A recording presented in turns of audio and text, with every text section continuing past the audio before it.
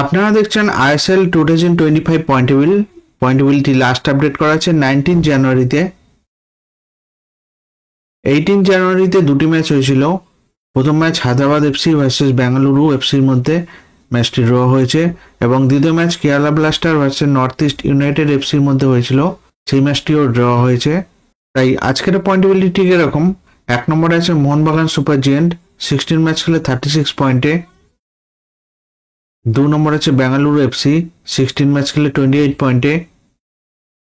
3 নম্বর আছে Jamshedpur FC, 15 match খেলে 28 পয়েন্টে।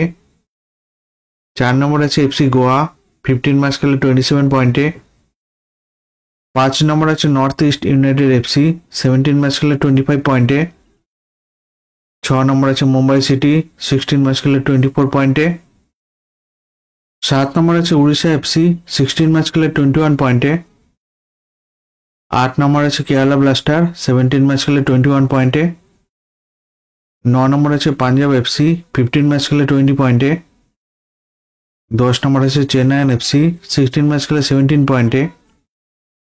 11 নম্বর আছে ইস্ট বেঙ্গল, 15 ম্যাচ খেলে 14 পয়েন্টে। 12 নম্বর আছে মোহাম্মদান, 16 ম্যাচ খেলে 11 পয়েন্টে। 13 নম্বর আছে হায়দ্রাবাদ এফসি, 16 ম্যাচ খেলে 10 পয়েন্টে। এই আইএসএল এর পয়েন্টেবিলিটি লাস্ট আপডেট করা আছে 19 জানুয়ারিতে। ভিডিওটি ভালো লাগে থাকলে লাইক কমেন্ট শেয়ার করবেন।